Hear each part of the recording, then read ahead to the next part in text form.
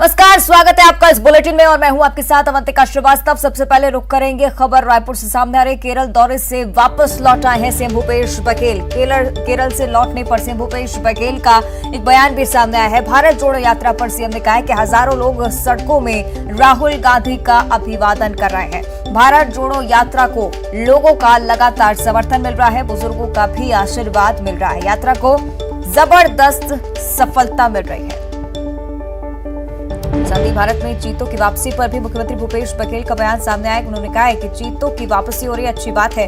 भारत के लोगों को अब देश में चीता देखने को मिलेगा। आज करीब 6:40 पे पद यात्रा शुरू हुई और करीब 9:45-10 बजे समाप्त हुई। करीब 13 किलोमीटर चले और हजारों हजार लोग सड़कों पे खड़े होकर राहुल गांधी जी का अभिवादन कर रहे हैं। भारत जोड़ो अभियान में लोगों का समर्थन, बुजुर्गों का आशीर्वाद मिल रहा है और जबरदस्त इसको सफलता मिल गई है। देखिए, हमारे यहाँ जो स्थिति है उसमें हमने पटेल कमीशन बनाया हुआ है और बहुत जल्दी वो रिपोर्ट आ जाएगी, क्योंकि हाई कोर्ट में आधार पूछा था तो हेड काउंट हम करा रहे हैं और उसका रिपोर्ट बहुत जल्दी आ जाएगा। मध्य प्रदेश में चीते आ गए, जो आखिरी चीता था वो छत्तीसगढ़ में मारा गया था, तो क्या इस तरह की कोशिश यहाँ भी नहीं होती? अब सरगुजा वाला ज़्यादा अच्छा जानोगे, आप खुद सरगुजा वाले हो। आखिरी चीता कब मरा, कैसे मरा? चीता आ रहा है, सारे जानवर जो दुनिया के हैं वो है। जैसे हम लोग छत्तीसगढ़ में आसाम से लाए थे, नॉर्थ ईस्ट से लाए थे ना, बहुत सारे देशों में इस प्रकार से वन्य जीवों का आदान प्रदान होता है, बहुत सारे प्रदेशों में भी होता है। तो उसमें चीता लाया जा रहा है, सरवाइव हो, हमारी शुभकामनाएं हैं। अच्छा है, यहाँ के लोगों को भी चीता देखने को मिलेगा। आगे बढ़ते हैं। विधानसभा चुनाव के पहले ही छत्तीसगढ़ की सियासत गर्मा गई है। नेता प्रतिपक्ष नारायण चंदेल के बयान पर प्रदेश के खाद्य मंत्री अमरजीत भगत ने पलटवार किया है। नेता प्रतिपक्ष नारायण चंदेल ने कल कांग्रेस प्रदेश प्रभारी पीएल पुनिया के दौरे को लेकर तंज कसा था। उन्होंने कहा था कि पुनिया 4.25 साल से प्रदेश में घूम रहे हैं। पुनिया या किसी कांग्रेस के बड़े नेता का जनता के बीच में कोई प्रभाव नहीं है। अब कांग्रेसी नेता प्रभावहीन हो चुके, उनकी तरफ से कहा गया। और इस बयान पर अमरजीत भगत ने पलटवार करते हुए कहा कि प्रदेश में बीजेपी कोई संभावना नहीं है, बीजेपी के लिए सभी ऑप्शन बंद हैं, इसलिए बीजेपी के नेता आजकल विचलित हैं। उन्होंने कहा कि किसान, गौवंश, गौपालकों के लिए कांग्रेस सरकार सभी राज्यों से बेहतर काम करेगी। उससे क्या होना है? पुनिया जी तो पूरे 4.25 साल से घूम रहे हैं और कांग्रेस की जो दुर्गति छत्तीसगढ़ में हो रही है और पूरे देश में हो रही है, पुनिया जी पहले अपने घर को ठीक करें। पुनिया जी का या किसी कांग्रेस के बड़े नेता का अब जनता के बीच में कोई प्रभाव नहीं है, वो प्रभावहीन हो गए। छत्तीसगढ़ में भारतीय जनता पार्टी का कोई संभावना नहीं है। यहाँ सारी संभावनाएं उनकी समाप्त हो गई है और यहाँ पर सरकार जो काम कर रही है उससे लोग खुश हैं। यहाँ के किसान खास करके, जिनकी संख्या 80% से ज़्यादा है, पूरे हिंदुस्तान में सबसे ज़्यादा किसानों को फायदा और उनके उपज का राशि अगर मिल रहा है तो छत्तीसगढ़ में मिल रहा है। और यहाँ के जो वनांचल में जो पिछले सरकार में 7 प्रकार के वनोपज की खरीदी होती थी, आज 65 प्रकार के वनोपज की खरीदी हो रही है। उससे वनांचल के लोगों को, आदिवासी भाइयों को फायदा हो रहा है। जो पिछले सरकार में 2500 रुपया में तेंदूपत्ता बिकता था प्रति मानक बोरा, आज उसका 4000 रुपये मानक बोरा मिल रहा है। तो इस प्रकार से इनके पास कोई मुद्दा रहा नहीं। चलिए, ज्यादा चर्चा इस पर हम करेंगे। हमारे संवाददाता देवव्रत भगत रायपुर से हमारे साथ लाइव जुड़ रहे हैं। देवव्रत, बीजेपी कांग्रेस एक बार फिर से आमने सामने, और ये होना लाजमी भी है क्योंकि विधानसभा चुनाव नजदीक है। हालांकि फिलहाल कैसे देखा जा रहा है इन बयानों को? जी, क्योंकि 2023 में प्रदेश में चुनाव है, लिहाजा इस तरह की बयानबाजियां तो जरूर दोनों ही पक्षों से आती रहती है, चाहे सत्ता पक्ष हो चाहे विपक्ष हो।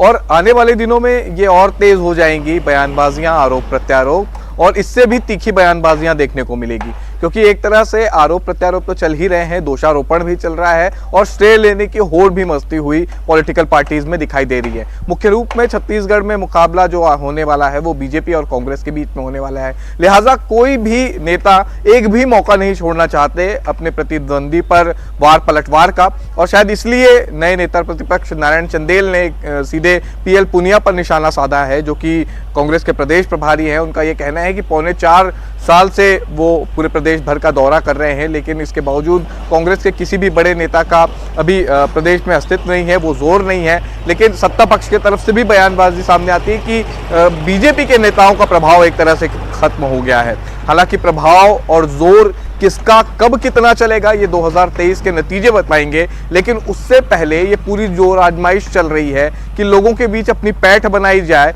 और किस तरह दूसरे को कमतर दिखाया जाए। तो फिलहाल एक तरह से ये कहा जाए कि तीखी बयानबाजियों का दौर अवंतिका अभी शुरू हुआ है। चुनाव जैसे जैसे करीब आएंगे ये और भी बढ़ती जाएंगी और बयानबाजियां इससे और कहीं ज्यादा तीखी सुनने को मिलेंगी। जी चलिए, शुक्रिया आपका देवव्रत इस पूरी जानकारी के लिए। आगे बढ़ते हैं। पीएम मोदी के जन्मदिन को बीजेपी 17 सितंबर से 2 अक्टूबर तक सेवा पखवाड़े के रूप में मनाई जा रही है और इस दौरान विभिन्न वर्गों से जुड़े कई समस्याएं हैं उनका हल भी निकालने की कोशिश बीजेपी की तरफ से की जाएगी। नरेंद्र मोदी ऐप के जरिए बीजेपी ने राष्ट्र के लिए आपकी सेवा योजना लॉन्च की है, जिससे हर कोई जुड़ सकता है। पीएम मोदी को सीधे डिजिटली विश करने का यह सुनहरा मौका है। ऐप के जरिए पीएम मोदी के फैंस उन्हें सीधे जन्मदिन की शुभकामनाएं दे सकते हैं और इस साल वीडियो और फोटो आप सीधे नमो ऐप के जरिए अपलोड कर सकते हैं और अपनी शुभकामनाएं सीधे पीएम मोदी तक पहुंचा सकते हैं। इस शुभकामना संदेश में आप अपने पूरे परिवार को भी शामिल कर सकते हैं। ऐप के जरिए एक ई कार्ड आप अपने परिवार के सदस्यों के साथ शेयर कर सकेंगे, जिसमें वे अपना संदेश लिखकर फिर एक साथ पूरी शुभकामनाएं आप पीएम मोदी को ऐप के जरिए भेज सकेंगे। ये सदस्य कोई भी हो सकता है, आपकी फैमिली, आपका दोस्त, आपका पड़ोसी और गांव के बुजुर्ग से लेकर युवा मित्रों तक हर कोई फैमिली ई कार्ड के जरिए प्रधानमंत्री तक अपनी शुभकामनाएं भेज सकेगा। और इस साल एडवांस टेक्नोलॉजी की मदद से लोग पीएम मोदी की जिंदगी के खास पलों में से एक पल को चुराकर उस पर वीडियो बना सकेंगे। नमो ऐप की मदद से सोशल मीडिया प्लेटफॉर्म पर इसे शेयर भी कर सकेंगे। इस साल ऐप में गिफ्ट ऑफ सेवा नाम से एक मॉड्यूल भी लॉन्च किया गया है। इसके जरिए वो उस क्षेत्र को भी चुन सकेंगे जिसमें वे अपना सेवा करने का संकल्प लेना चाहते हैं और साथ ही नमो ऐप के जरिए की गई हर सेवा और संकल्प बाकी लोगों को भी इस मिशन से जोड़ेगा। न्यू इंडिया की तरक्की और विकास की राह को मजबूत करने में मदद करेगा। आप टीबी मुक्त भारत के लिए संकल्प ले सकते हैं या आप प्रो प्लैनेट होने का संकल्प भी ले सकते हैं। आप रक्तदान करने का संकल्प ले सकते हैं। आप डिजिटल इंडिया के मिशन का भी संकल्प ले सकते हैं। साथ ही आप स्वच्छ भारत का भी संकल्प ले सकते हैं। साथ ही आप वोकल फॉर लोकल बनने का प्रण ले सकते हैं। साथ ही आप एक भारत श्रेष्ठ भारत का भी संकल्प ले सकते हैं। इसके साथ ही कैच द रेन यानी कि बारिश के पानी को बचाने का भी संकल्प लिया जा सकता है। नमो ऐप के एक दूसरे मॉड्यूल के जरिए आप 5 रुपए से लेकर 100 रुपए तक का माइक्रो डोनेशन कर सकते हैं। कार्यकर्ता हो या आम लोग हो, वे ऐप के जरिए स्वच्छ भारत मिशन, बेटी बचाओ बेटी पढ़ाओ, किसान सेवा समेत कई योजनाओं के लिए माइक्रो डोनेशन दे सकेंगे। आगे बढ़ते हैं। कोरबा में गुरुवार की शाम को NH 130 पर हाथियों के झुंड के उतर आने से महाजमा यहां पर लग गया और उसी दौरान ऐसा कुछ हुआ कि सभी की सांसें थम गई। दरअसल 21 हाथियों का झुंड कठोरा अंबिकापुर NH 130 पार कर रहा था और सड़क पार करने के दौरान हाथियों के दल में से एक बेबी एलिफेंट पुल के नीचे बने गड्ढे में जा फंसा। नन्हे बच्चे के फंसने से बाकी हाथियों का झुंड भी सड़क पर जम गया। हाथियों की मौजूदगी से सड़क पर जाम की स्थिति बन गई। बेबी एलिफेंट के बिना हाथियों का झुंड मौके से हटने का नाम नहीं ले रहा था। वन विभाग की टीम भी मौके पर पहुंची, लेकिन उनको समझ नहीं आ रहा था कि अगर वो करें तो करें क्या। अंधेरा होते होते मादा हाथी कुछ समय के लिए जंगल की तरफ गई और इसी दौरान वन विभाग की टीम ने जेसीबी की मदद से नन्हे हाथी को गड्ढे से बाहर निकाला। जिसके बाद मादा हाथियों से लेकर जंगल की तरफ चली गई। बेबी एलिफेंट के रेस्क्यू के दौरान मौके पर करीब 3 घंटे तक जाम की स्थिति बनी और जैसे ही बेबी एलिफेंट का रेस्क्यू हुआ, सभी ने एक दूसरे को बधाई दी, जिसके बाद सड़क पर यातायात फिर से बहाल हुआ।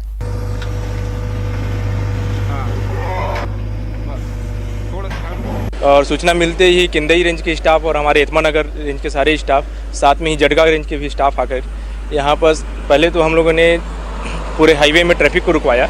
जैसे ही उसकी माँ जो है हथनी वो दूसरी तरफ गई तो फिर हम लोगों ने खुद ही वहाँ जा करके उसको रस्सी से खींच करके जेसीबी में बांध करके ऊपर उठाया, जैसे कि आप लोग देखे हैं। उसकी मां लगातार प्रयास कर रही थी कैसे भी निकल जाए, कैसे भी निकल जाए, लेकिन गड्ढा उतना ज़्यादा था और कंक्रीट में क्योंकि काई जम गया था, इस कारण वो निकल नहीं पा रहा था।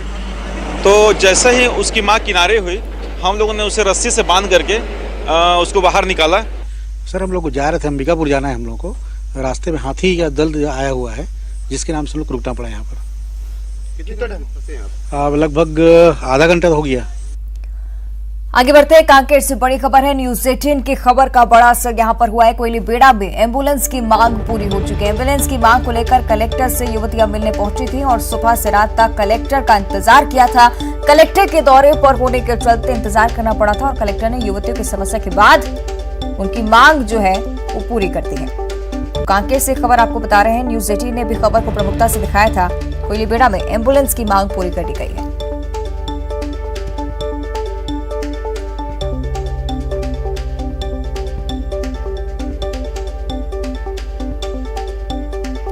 कांकेर से खबर आपको बता रहे हैं, सुबह से रात तक कलेक्टर का इंतजार कर रही थी युवतियां। कलेक्टर से मिलने के लिए पहुंची थी।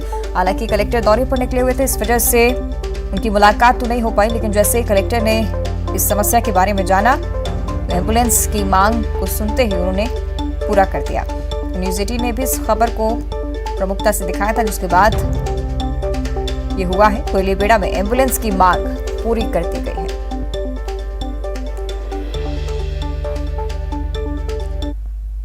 आगे बढ़ते हैं, जशपुर से बड़ी खबर है। तेज रफ्तार का कहर यहां पर देखने को मिला है। अनियंत्रित होकर घर में पिकअप वाहन घुस गया। शराब के नशे में धुत था पिकअप ड्राइवर, जिस वजह से हादसा हुआ है। ग्रामीणों ने ड्राइवर की पिटाई कर दी। घटनास्थल से 100 मीटर की दूरी पर स्कूल की छुट्टी के बाद बच्चे घर लौट रहे थे। बगीचा थाने के महादेव डांट का ये मामला है और इस लापरवाही के चलते कुछ भी हो सकता था। इस वजह से जो लोग थे वो भी डर गए। शराब के नशे में धुत पिकअप ड्राइवर जो कि अनियंत्रित होकर पिकअप वाहन लेकर घर में जा घुसा। घटनास्थल से 100 मीटर की दूरी पर स्कूल की छुट्टी के बाद बच्चे भी घर लौट रहे थे। इस वजह से ग्रामीणों में डर का माहौल था। ड्राइवर की पिटाई की गई। ग्रामीणों की तरफ से तस्वीरें देखिए। बगीचा थाने के महादेव डांट का ये मामला। तेज रफ्तार का कहर, अनियंत्रित होकर पिकअप वाहन घर में जा घुसा। बताया जा रहा है कि पिकअप का ड्राइवर शराब के नशे में धुत था, जिस वजह से ऐसा हुआ। हालांकि ग्रामीणों ने ड्राइवर की जमकर पिटाई की, क्योंकि कोई भी बड़ा हादसा इस वक्त हो सकता था। तस्वीरें देखिए। ज्यादा जानकारी लेंगे सहयोगी दीपक हमारे साथ फोन लाइन पर जुड़ रहे हैं। दीपक, क्या कुछ जानकारी इसको लेकर? जी मैं आपको बताऊं कि ये पूरा मामला जो है बगीचा थाना क्षेत्र के महादेव डांड का है। महादेव डांड क्षेत्र में जो है ये पिकअप चालक है, ये जो है कि कुछ सामान खाली करके अंबिकापुर की तरफ लौट रहा था। इसी दौरान बताया जाता है कि ये शराब के नशे में था और काफी शराब इसने पी रखी थी और इसने जो है गाड़ी को मोड़ने के दौरान एक घर में घुस गया और घर में वहां पे जहाँ पे ये गाड़ी टकराई वहां पे जो लोग नहीं थे, जिसकी वजह से एक बड़ा हादसा टल गया। और इस घटनास्थल से 50 मीटर की दूरी पर हजारों बच्चे जो है वो स्कूल से घर की ओर लौट रहे थे। स्कूल की छुट्टी हुई थी।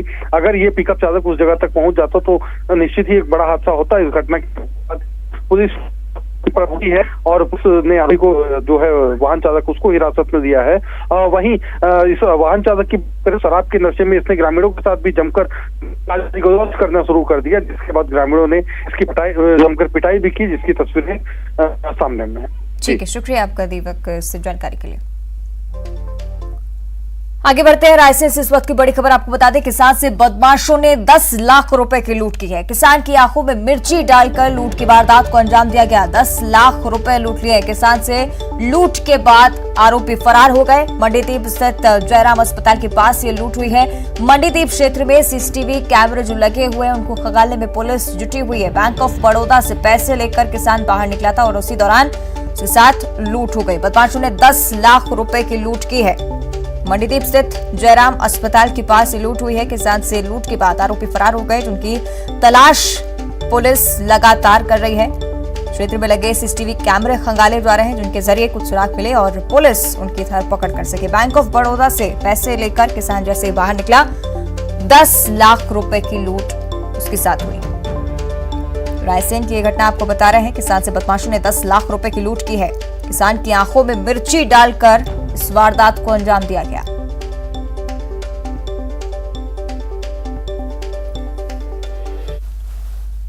और उधर कानपुर के पांडु नगर स्थित पंजाब नेशनल बैंक में बड़ी लापरवाही सामने आई है। यहां पर करेंसी चेस्ट में रखे 42 लाख रुपए सड़ गए, जिसका संज्ञान लेते हुए बैंक के 4 अधिकारियों को सस्पेंड कर दिया गया है।